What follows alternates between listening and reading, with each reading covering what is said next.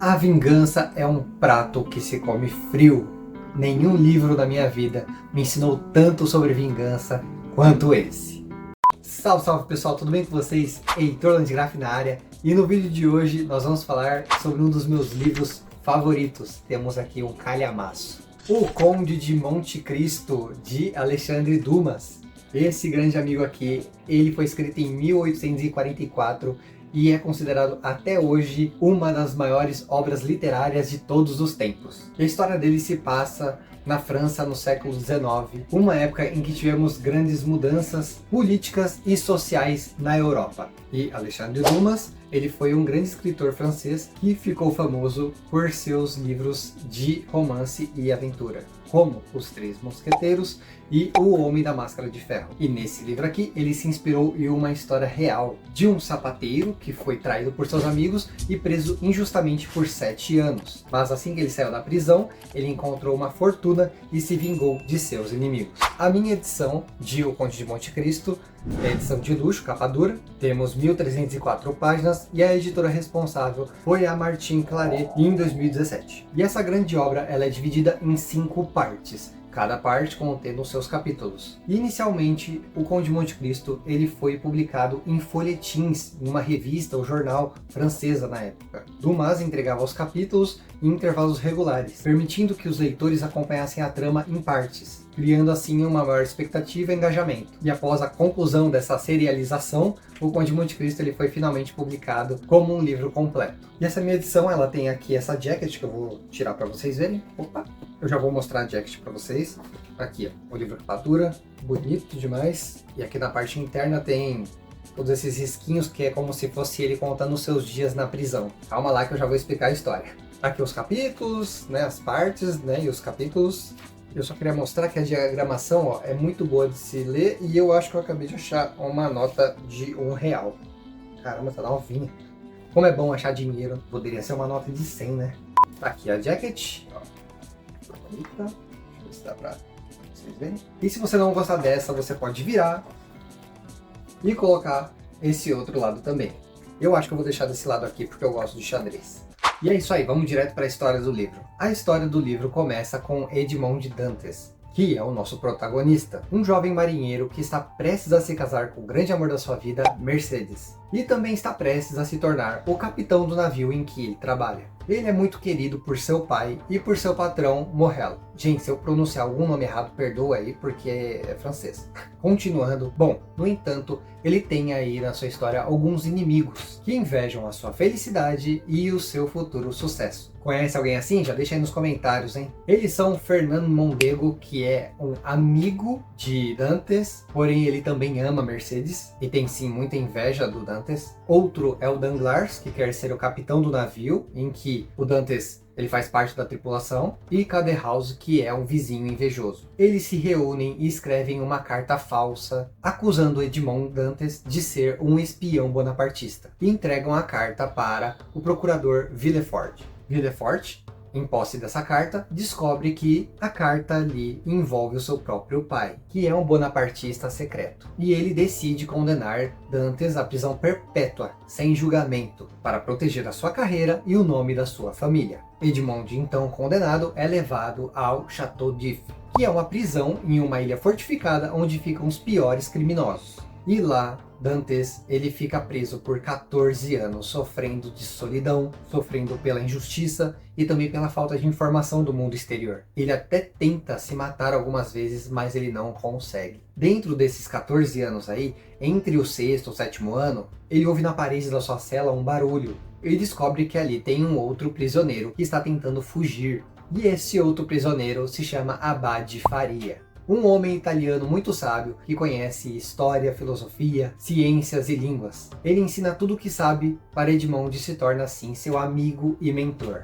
Ele acaba, com o passar do tempo, né, com essa amizade, revelando ao Dantes a existência de um tesouro escondido na ilha de Monte Cristo, que pertencia a um rico nobre italiano chamado Spada. Ele revela a localização desse tesouro e também revela quem foram os culpados pela prisão injusta de Dantes, que foram os personagens que eu citei antes, Fernand, Caderousse, Danglars e Villefort. O Abade Faria ele criou um monstro estrategista, frio e calculista. Não vai ter briga, porra! Sai daqui! Bom, um dia o Abade Faria, ele acaba falecendo. Se eu me recordo bem, foi de um ataque epilético. E Edmond ali se aproveita da situação para conseguir fugir da prisão. Ele troca de lugar com o corpo do amigo e é jogado ao mar pelos guardas, que é dessa maneira que eles faziam para se livrar dos corpos. Assim ele nada, consegue fugir e também é salvo por um grupo de contrabandistas. Depois de um certo tempo, ele vai até a ilha de Monte Cristo, segue as instruções que o Abade Faria te deu e encontra o tesouro que o tornara incrivelmente rico. Ele decide então mudar sua identidade e se tornar então o Conde de Monte Cristo. Um nobre muito misterioso que viaja pelo mundo. Mas ele adora também adotar outras identidades, outros disfarces, para assim ele conseguir se aproximar dos seus inimigos e ajudar os seus antigos amigos. Ele retorna para a França e começa a executar o seu plano de vingança. Pensa só na cabeça desse homem, 14 anos bolando, planejando a sua vingança. Chegando lá, ele descobre que Fernand acabou se casando com Mercedes e conseguiu também se tornar um conde e um general. Descobre também que Danglars acabou se tornando um banqueiro muito poderoso e corrupto e que Caderousse acabou se tornando um ladrão e um assassino.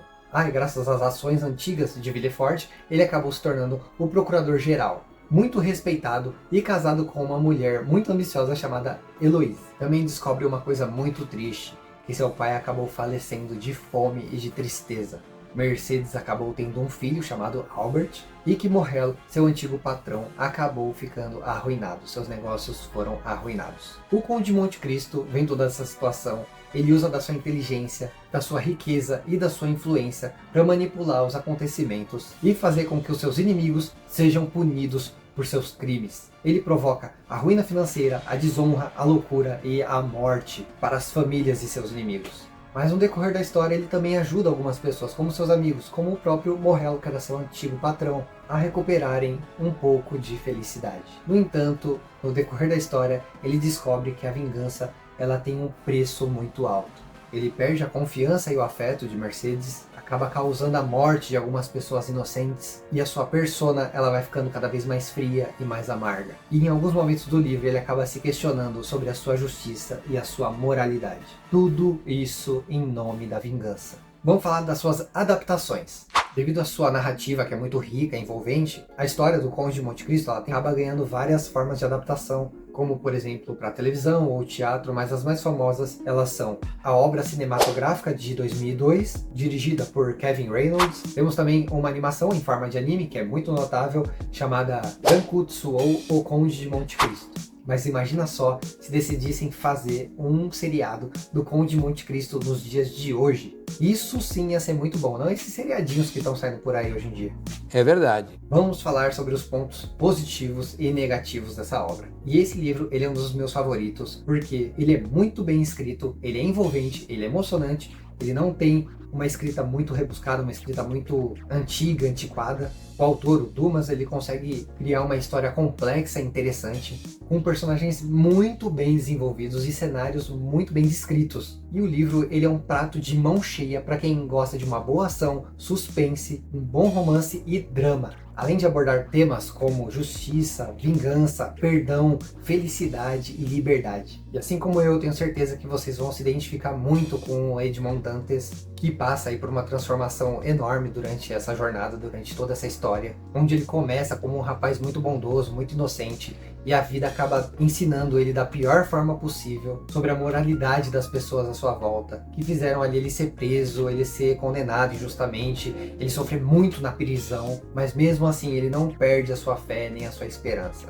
Que assim, o único ponto negativo, o único aspecto negativo que eu encontrei nesse livro, na época em que eu li, foi que ele é muito longo e às vezes um pouco confuso. O autor ele também usa muitos nomes confusos, muitos nomes diferentes, e dependia também do disfarce, do título que o Dante usava. Pode dificultar só um pouquinho o acompanhamento da história com a identificação dos personagens. Mas segura aí que agora eu vou falar algumas dicas para vocês, para não deixar que esses pontos negativos atrapalhem a leitura de vocês. Quando eu li o Conde de Monte Cristo, eu tive que reformular a forma que eu realizava as minhas leituras. Porque como eu li alguns livros de 200, 250, 300 páginas, eu apenas lia de uma vez sem problemas. Porém aqui, como nós temos um calhamaço, foi na verdade o primeiro calhamaço que eu li, 1.300 páginas, algumas edições até 1.600 páginas, eu tive que adotar uma outra abordagem para essa leitura, que agora eu vou entregar para vocês de bandeja. Então a minha primeira dica é: faça um resumo dos capítulos que vocês estão lendo. Isso vai ajudar muito, mas muito mesmo,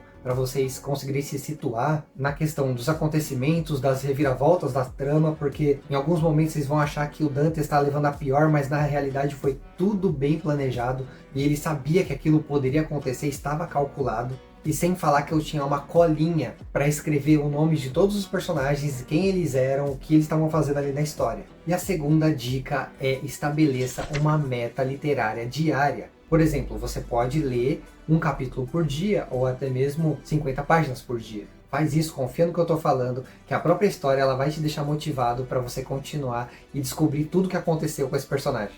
Se você ler a primeira parte inteira do livro, eu tenho certeza que você vai querer terminar ele. E essa terceira dica aqui, ela é bem óbvia, que é: leia em um ambiente tranquilo e confortável. Primeira coisa, já fica longe da TV. Segunda coisa, já deixa o seu celular em modo avião em outro quarto ou no banheiro. Escolhe um lugar bem iluminado, um lugar bem confortável e é batata. Vocês vão conseguir terminar essa leitura fácil. Aguardem aí que agora eu tive uma ideia de criar um vídeo falando sobre dicas de leituras, como vocês podem otimizar ainda mais as leituras de vocês e lerem muitos mais livros durante o ano. E a última dica é: divirta-se. Você está fazendo uma leitura para você ganhar conhecimento, relaxar, descobrir novas histórias. Então não precisa você também se cobrar tanto. Se você não conseguiu ler a sua meta diária, não consegui ler minhas 50 páginas, tudo bem se você leu 25, não tem por que você se martirizar. É o que eu disse, divirta-se, senão a leitura ela vai acabar se tornando um martírio para você. E você sempre vai associar a leitura como algo ruim. Mergulha na história, se imagina como um dos personagens, como o próprio Edmond Dantes. Tenta imaginar um outro plano que você criaria, que você desenvolveria para poder se vingar. Bom, e assim nós concluímos a nossa aventura, a nossa jornada em O Conde de Monte Cristo. Eu passei aqui um enredo muito breve, muito superficial para vocês essa obra, mas eu espero que todos vocês tenham gostado e se inspirado para conhecer ainda mais essa obra. Se você ainda não leu, eu recomendo fortemente que você leia, ainda mais com as dicas que eu dei aqui para vocês. Passa aqui embaixo nos comentários e compartilha suas opiniões sobre esse livro. Não esquece de passar aqui embaixo e se inscrever para mais conteúdo literário. Um grande abraço a todos, fui!